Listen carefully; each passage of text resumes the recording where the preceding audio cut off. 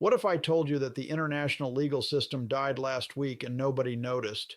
On December 28th, 2025, something unprecedented happened in modern diplomacy. The United States government issued what can only be described as an ultimatum to a sovereign nation. Comply with American demands or face comprehensive intervention to protect hemispheric security. No UN Security Council vote. No international legal justification. No alliance consultation. Just raw power projection dressed up as security policy. But here's what makes this moment truly terrifying for anyone who understands how international relations actually work. This isn't just about Venezuela. This is about the systematic dismantling of every legal framework, diplomatic norm, and international institution that has prevented global war for the past 80 years. And it's happening so fast that most people don't realize we're watching the collapse of the world order that kept civilization stable since 1945. You think this is just another regional conflict? Think again, because what happened in Venezuela last month is now being used as a blueprint for American actions in Greenland, potential operations against Iran, and pressure campaigns that could target any country that doesn't align with American strategic interests. We're not witnessing foreign policy anymore. We're watching the emergence of a global protection racket, where might makes right and international law becomes a suggestion that powerful countries can ignore whenever convenient. Let me show you how the rules-based international order just collapsed, and why what comes next could make the Cold War look like a diplomatic tea party. To understand how dramatically American foreign policy has shifted, you need to see Operation Silent Thunder not as an isolated military action, but as the moment when the United States abandoned all pretense of legal justification for international intervention. Previous American military operations, regardless of their legitimacy, at least attempted to provide legal frameworks for international action. The 2003 Iraq invasion cited UN resolutions and alleged weapons of mass destruction threats. The 2011 Libya intervention operated under UN authorization for civilian protection. Even controversial operations like Panama in 1989 were justified through treaty obligations and legal precedents. Operation Silent Thunder dispensed with such formalities entirely. The operation targeted Venezuelan infrastructure based solely on American determination that Venezuelan policies threatened hemispheric security interests. No international law was cited, no UN resolutions were sought, no alliance consultations were conducted. The operation proceeded based purely on American assessment that Venezuelan government actions conflicted with American strategic objectives. The legal precedent is absolutely staggering. By asserting the right to attack sovereign nations based solely on American security determinations, the United States has essentially declared that international law applies only to countries that lack the military power to ignore it. Sovereignty becomes conditional on American approval. Treaty obligations become suggestions that America can disregard when inconvenient. But the Venezuela operation represents more than abandonment of legal constraints. It demonstrates the systematic replacement of diplomacy with coercion as America's primary tool for international relations. Traditional diplomacy involves negotiation, compromise, and mutual accommodation of competing interests. Coercive diplomacy uses threats of force to compel compliance with demands that are presented as non-negotiable. Under Trump's second presidency, American foreign policy has moved beyond coercive diplomacy to what can only be described as ultimatum governance, the practice of issuing demands with deadlines backed by military force without providing opportunities for negotiation or face-saving compromise. What makes Trump's approach historically unprecedented is not just the willingness to use military force, but the systematic elimination of diplomatic alternatives before force becomes necessary. Traditional American foreign policy, even under aggressive presidents, maintained diplomatic tracks that allowed adversaries to comply with American demands without appearing to surrender to military pressure. Countries could modify their behavior while claiming they were responding to legitimate security concerns rather than submitting to threats.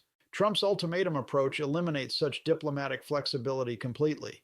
When the United States gives Venezuela 48 hours to comply with demands or face military action, there's no room for negotiation, compromise, or face-saving measures. Countries must either submit completely or face the consequences. The binary choice eliminates the diplomatic space where most international conflicts are traditionally resolved. The approach assumes that American military superiority makes traditional diplomacy unnecessary. If America can compel compliance through threats and force, why waste time on negotiations that might require American compromise or accommodation of foreign interests? But ultimatum governance creates dangerous incentive structures for both America and its targets. For America, success in compelling compliance through threats encourages escalating demands and shorter deadlines. Why negotiate for limited concessions when ultimatums can achieve complete submission? The logic drives continuous escalation, as each successful threat demonstrates the effectiveness of coercive approaches. For countries facing American ultimatums, submission to threats encourages additional ultimatums, while resistance becomes a matter of national survival.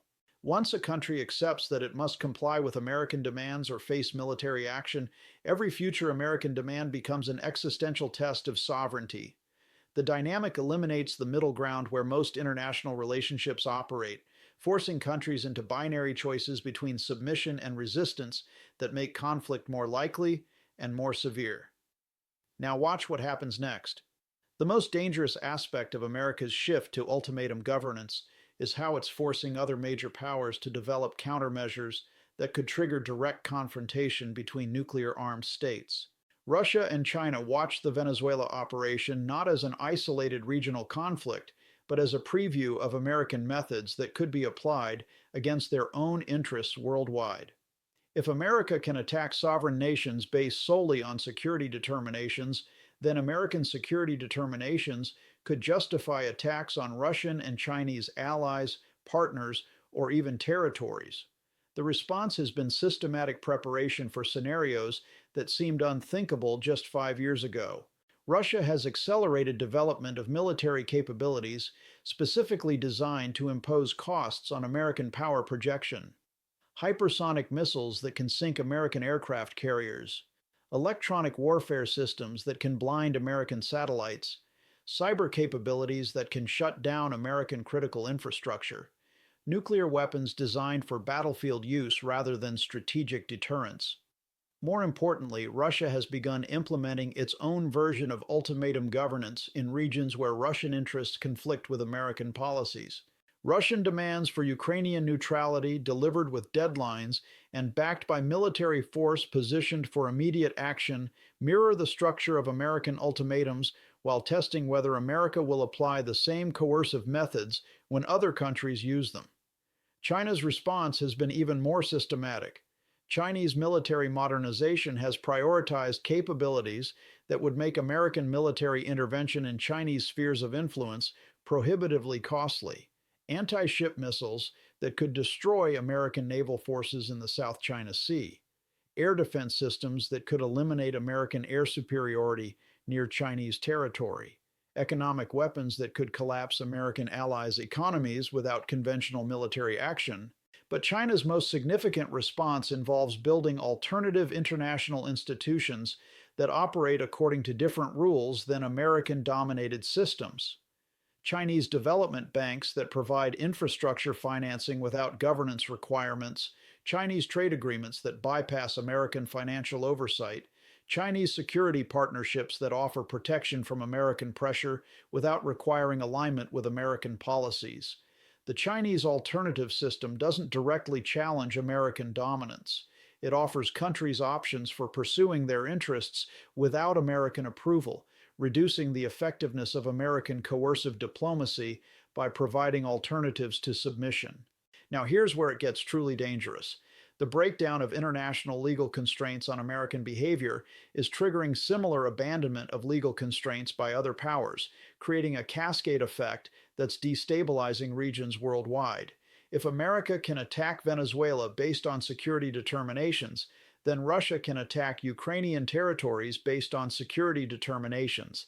If America can demand compliance with ultimatums backed by military force, then China can demand compliance with ultimatums about Taiwan, the South China Sea, or trade relationships. The precedent works in all directions. Turkey has begun applying ultimatum governance to Kurdish territories, demanding compliance with Turkish security requirements or facing military action. Saudi Arabia has escalated ultimatum diplomacy against Qatar and Yemen, using economic and military pressure to compel policy changes. India has applied similar methods to pressure Pakistan and smaller South Asian neighbors. Each successful application of ultimatum governance demonstrates its effectiveness while normalizing the abandonment of diplomatic alternatives. But the cascade effect extends beyond military threats to economic coercion, cyber warfare, and political interference. Countries that feel threatened by American ultimatums have begun developing their own coercive capabilities, targeting American vulnerabilities. Russian interference in American elections represents application of political ultimatum governance. Comply with Russian interests or face domestic political chaos. Chinese economic pressure on American allies represents economic ultimatum governance. Maintain positive relationships with China or face economic consequences. The normalization of coercive methods is creating a global environment where every international relationship becomes a contest of relative power rather than mutual accommodation of interests. Understanding why ultimatum governance has become attractive to major powers requires examining how economic interdependence has created new tools for coercion that didn't exist during previous periods of great power competition. Global supply chains mean that disrupting trade relationships can cripple entire economies within weeks. Financial integration means that excluding countries from banking systems can prevent international commerce and government operations. Technology dependence means that controlling access to critical components can shut down military and civilian infrastructure. Economic weapons provide alternatives to military force that can be more effective and less risky than traditional military operations. America's economic coercion of Venezuela demonstrates the power of financial weapons. Sanctions, banking restrictions, and trade limitations reduced Venezuelan government revenues by 75% without requiring military occupation or direct confrontation. Economic pressure achieved policy changes that would have required massive military operations to accomplish through conventional means.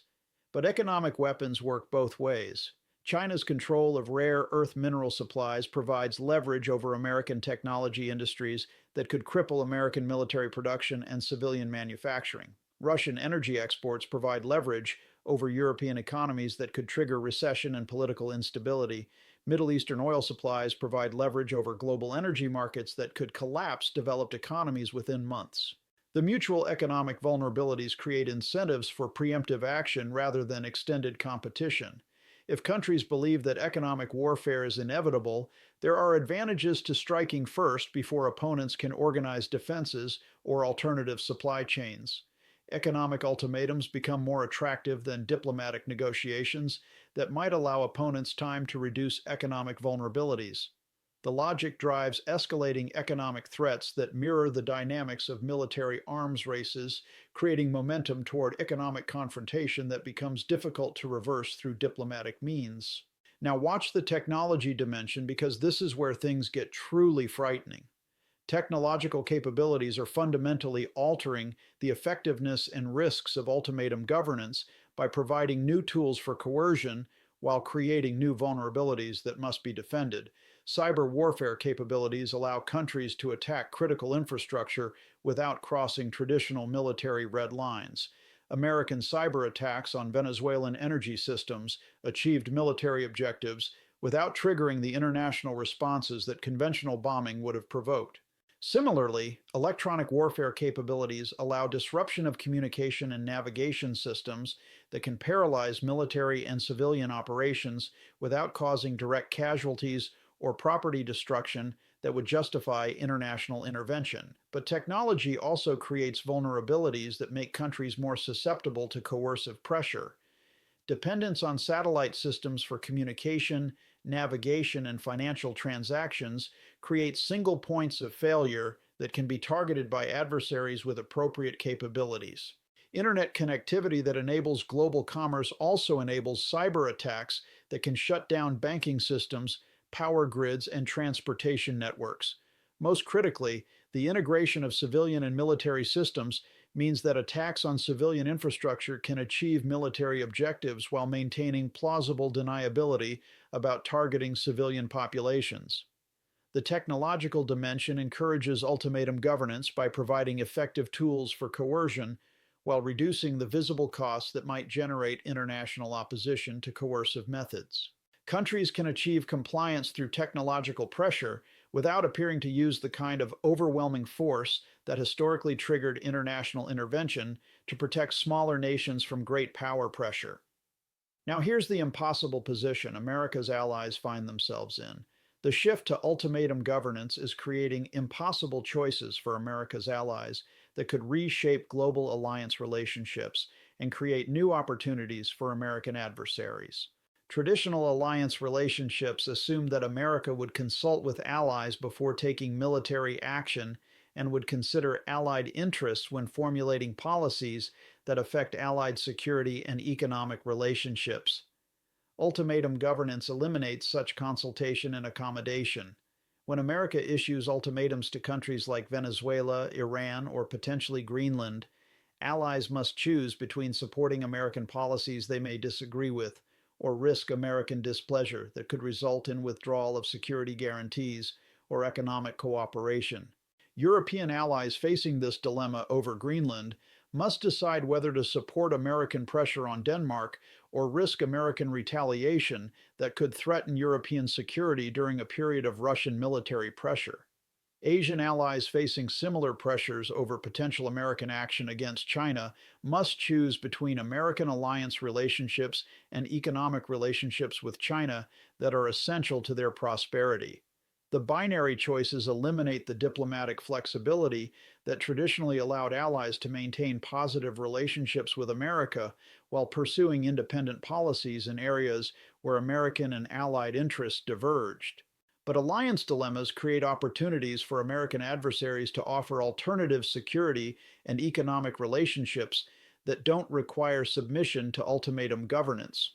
Russia's offers of security cooperation to countries threatened by American pressure provide alternatives to American protection that don't require alignment with American policies in unrelated areas. China's economic partnerships offer alternatives to American-dominated trade relationships that don't require acceptance of American governance requirements or policy positions. The alternatives may not provide equivalent benefits to American alliance relationships, but they offer countries ways to pursue their interests without accepting American ultimatums that they consider unacceptable. Now let's talk about the legal vacuum, because this is where the entire foundation of international order collapses. The abandonment of international legal frameworks for justifying military action is creating a legal vacuum that's being filled by competing claims about sovereignty, security, and legitimacy that could trigger widespread conflict. When America attacks Venezuela based on security determinations without legal justification, it establishes precedent that other countries can cite for their own military actions. Russia can cite American precedent for military action in Ukraine. China can cite American precedent for military action regarding Taiwan. Regional powers can cite American precedent for military actions against neighbors that they consider security threats.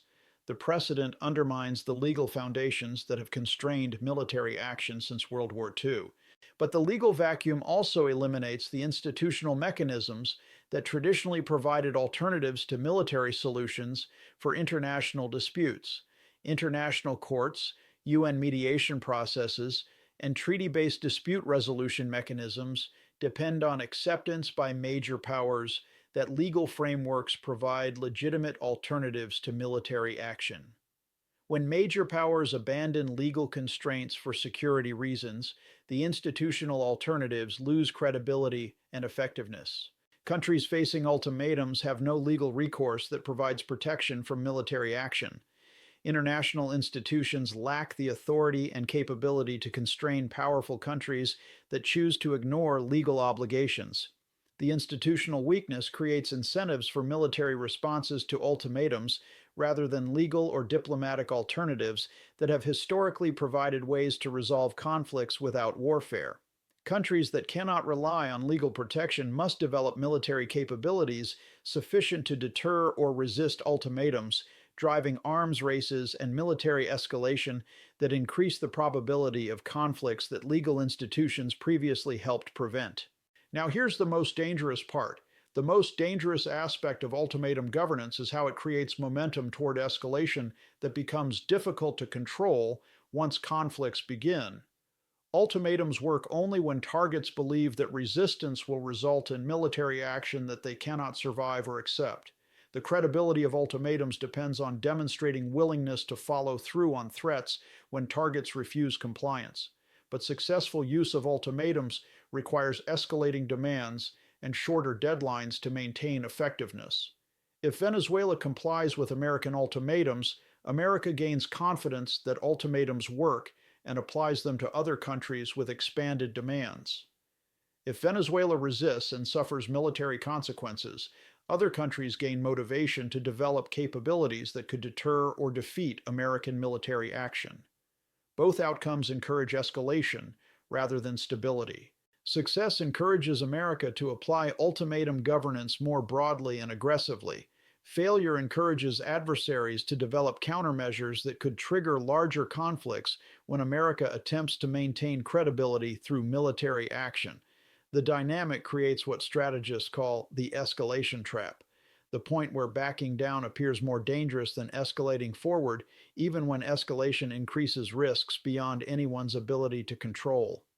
International relationships become contests of resolve rather than negotiations about mutual interests, creating momentum toward conflicts that serve nobody's long-term interest but become unavoidable once escalation dynamics take control.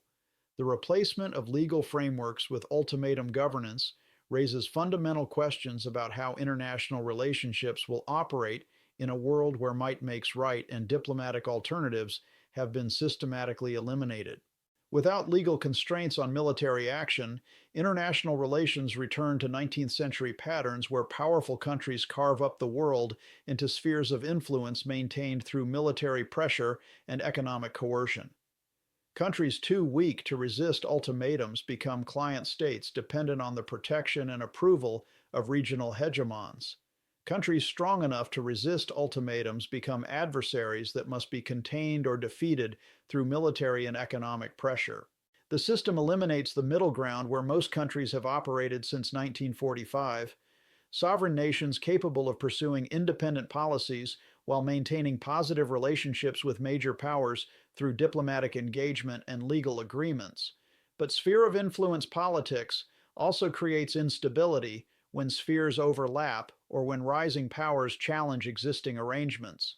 Competition between American, Russian, and Chinese spheres of influence could trigger conflicts in every region where their interests intersect. Countries caught between competing spheres face impossible choices that could result in partition, occupation, or destruction regardless of their population's preferences. The absence of legal frameworks for resolving such conflicts means that great power competition becomes zero-sum contests, where one power's gain requires another power's loss, creating momentum toward comprehensive confrontation rather than limited competition within agreed boundaries. The question facing the international community is whether the shift to ultimatum governance can be reversed before it triggers conflicts that destroy the global systems that support modern civilization.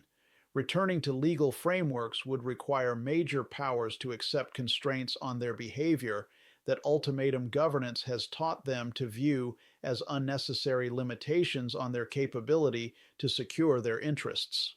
America would need to accept that other countries have legitimate interests that deserve accommodation even when they conflict with American preferences.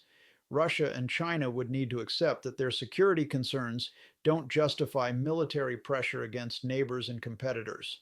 All major powers would need to accept that legal institutions provide better long-term security than military capabilities, even when legal approaches produce slower and more limited results than ultimatum governance. Such acceptance would require political leaders to prioritize long-term stability over short-term advantage, international cooperation over national dominance, and diplomatic compromise over military victory. The current trajectory suggests that such acceptance is unlikely without catastrophic demonstrations that ultimatum governance leads to consequences that threaten everyone's survival. But catastrophic demonstrations might eliminate the possibility of returning to legal frameworks if they destroy the institutional, economic, and technological foundations that support international cooperation. We may be approaching the point where the choice is between accepting ultimatum governance or watching civilization collapse under the weight of conflicts that ultimatum governance makes inevitable. What we're witnessing isn't just a change in American foreign policy or a temporary shift in international relations.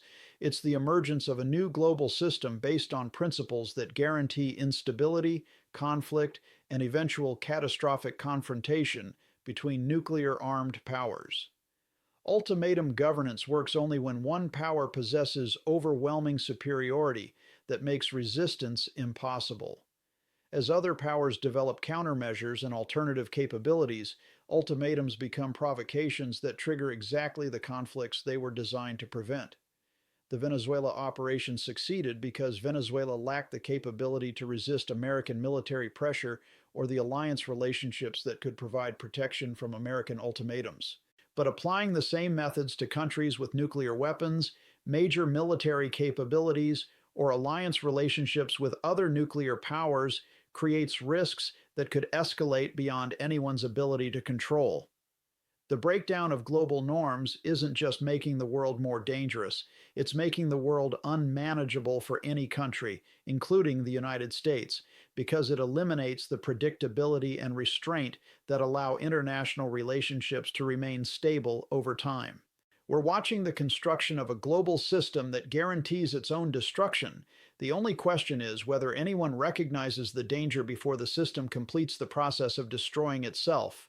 The rules are breaking down, the alternatives are disappearing, the countdown to catastrophic confrontation has begun, and everyone is pretending that what we're seeing is just another chapter in international relations rather than the final chapter in the post-World War II global order that kept civilization stable for 8 decades. Time is running out to reverse course, and nobody seems to be paying attention.